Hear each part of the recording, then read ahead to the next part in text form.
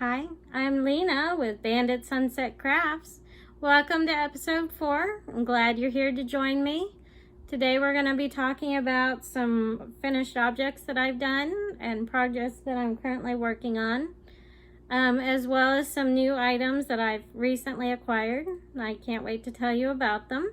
Go ahead and subscribe and like and support my channel. First off, I'm going to talk about one of the ways that I stay motivated is I like to do a lot of small, easy projects along with some other ones that I'm working on. And one of my favorites is actually making jewelry that's knitted or crocheted, because it's a good, nice, easy day project that I can finish something really quickly and then I feel really accomplished. And then I also have a beautiful piece of jewelry that I can wear. And this is one of the examples. This is just a simple knitted I-cord.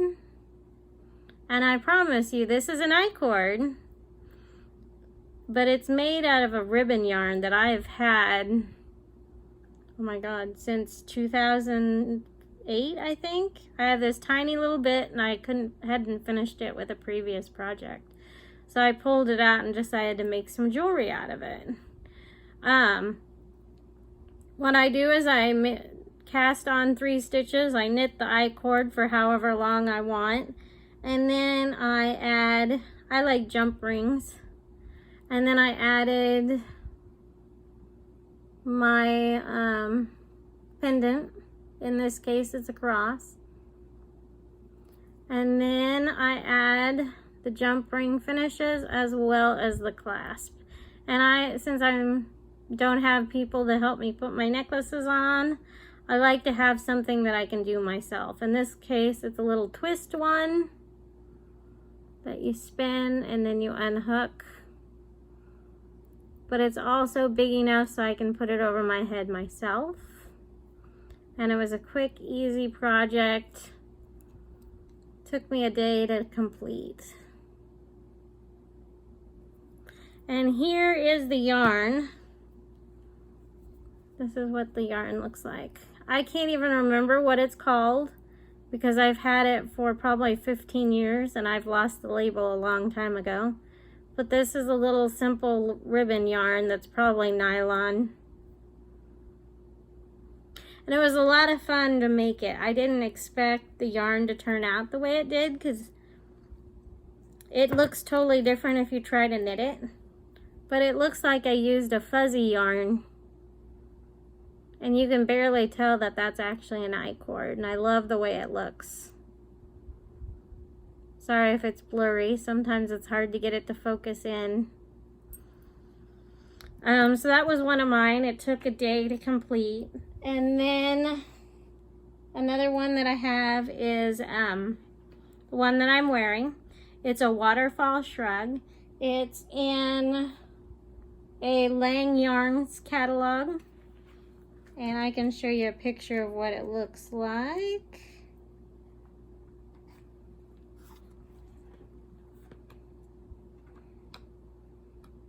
And I'm gonna say I did not use the yarn that is in this, that I have in my sweater. I also, one of the things is it's taken me quite a while to make it. There's the picture. I fell in love with this, but when I started looking at the yarns that it required, I didn't have any of them in my stash. And I was wanting to finish off what I had on hand instead of going out and buying it. So I had Mia Lang's yarn in this beautiful coral color. And this is alpaca and acrylic. And then I paired it with Yarn Bee's coral color. And it is a mixed yarn. It's 100% cotton. And then what I did is I did two rows of one color, 2 rows of the other color, and then I alternated between them. And I started working on this in April of 2019 when my son and I went to Chicago. It was an amazing trip. We went to the planetarium there, as well as the aquarium, and the shed aquarium, and I absolutely loved the aquarium. And I wanted to make something that kind of reminded me of the trip. And so I started this a couple days before we left, and it took me a little less than a year to finish it. It's on size 8 needles. It's knitted side to side, and then what you do is you knit the sides and the back separately when you get to the middle. And I'm going to show you what it looks like here. So it's got this beautiful asymmetrical look. I love the way it fits. Mine is not as drapey as what's shown on the models, which I like better. And one of the things that it took me so long to knit that I couldn't wait to be done with it. So I put it on and to see if I liked it without the sleeves, and I absolutely love the one that I have. So I have no intention on going back and adding sleeves. It's going to be a sleeveless shrug, and I really love what I have.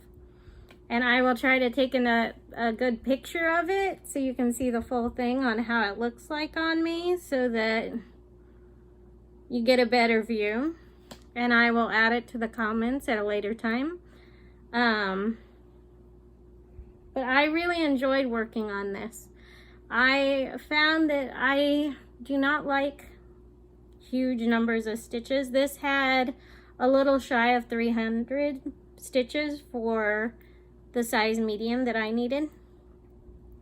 But I love the way it drapes, and I love the way it fits, and I really enjoy knitting it.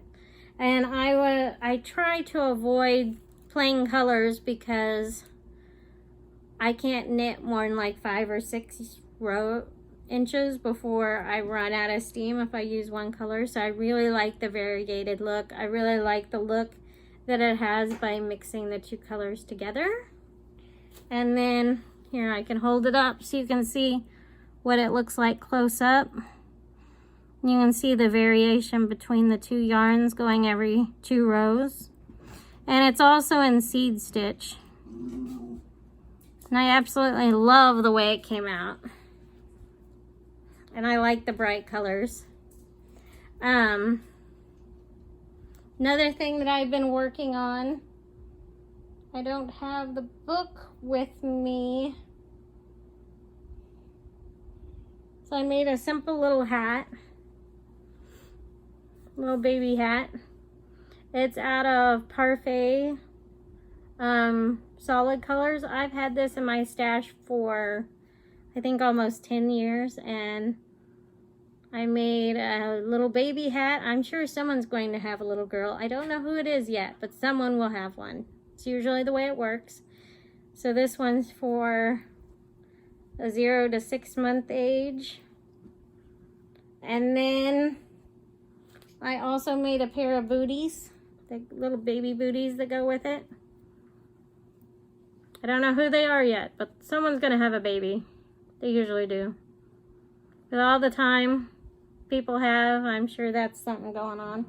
So I also made a pair of little booties to go with it. And in addition, I've been sewing, and I realized in my sewing video I was talking about how I made it, and then I totally didn't even show you what it looks like. So here is the mask that I've made, and so far I have made 20 of them, I believe. And this is a flannel yarn that I had, and then this is a cotton.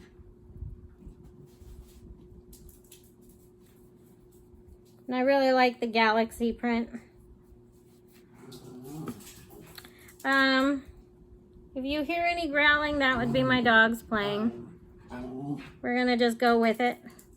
And also something that I have that's new is I went ahead and purchased a subscription to Knitcrate. So I purchased the monthly subscription, and so far I have gotten March and April. And March what I got is I got a great little pattern book, and it has, let's see here, about 4 or 5 different patterns in it for socks, hats, cowls, and also a cute little shrug. They're both in knit and crochet, which I do both. Along with the box, this one's from March, came 2 skeins of the yarn in Ancient Pines colorway. It's La Labracis Light Alpaca. It's 100% alpaca. And it's really soft, beautiful yarn. I can't wait to try to make something out of it. I'm thinking a shawl at this point, but I haven't quite decided what I want to make. So in a later video, you're going to see what I'm actually making. And it came with 2 skeins of that, the pattern book, plus then also came with all these stitch markers, which this is kind of my favorite type of stitch marker that I love using. And then it also came with little needle covers. And then April,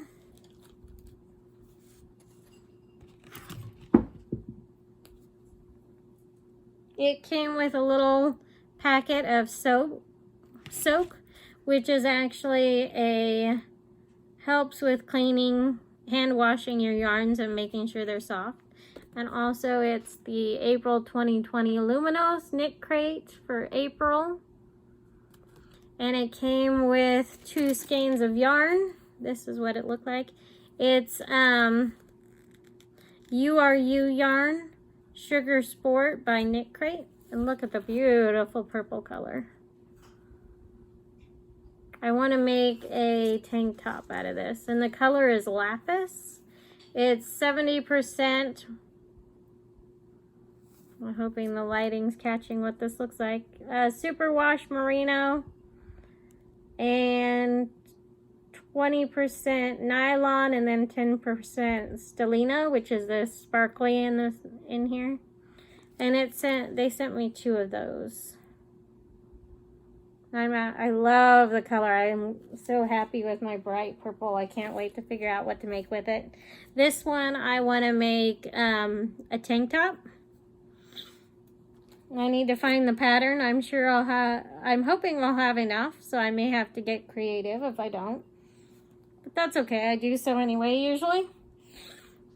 And then also, since I've been sewing, I made myself some a pin cushion or a paper pattern weight. What I did is I used a little scrap of my extra fabric that I had left over. I sewed around all 3 sides, and then I filled it with rice, and I had to sew shut the top. But I really like it. Since Una has this tendency to steal my tomato pin cushions and chew on them, I made a little pillow so that I could use as a pin cushion, so maybe she won't steal it as often. And it's kind of nice to have something like this next to the sewing machine, so that, you know, after you've pinned down everything for my mask, I always pin down the little straps and then sew everything together. And then as I'm taking out the pins, I keep one of these next to the sewing machine so I can put the pins in. And it helps with cleanup, so I don't have to do as much cleanup, because it's very easy to have pins everywhere. And let's see, another book I wanted to talk about. I got this from my sister. She sent it in the mail for my birthday. I totally got this, and what it is it's an inspirational guide and journal, just to kind of give you inspiration. And I thought that's really nice right now with everything up in the air due to COVID-19. It's kind of handy to have something that's inspiring. And also I've been using it to journal a little bit. And that's all for today. I hope you guys are having a wonderful time. Take care, stay safe, and let me know what you thought of the video. Have a wonderful day. Thank you. Bye.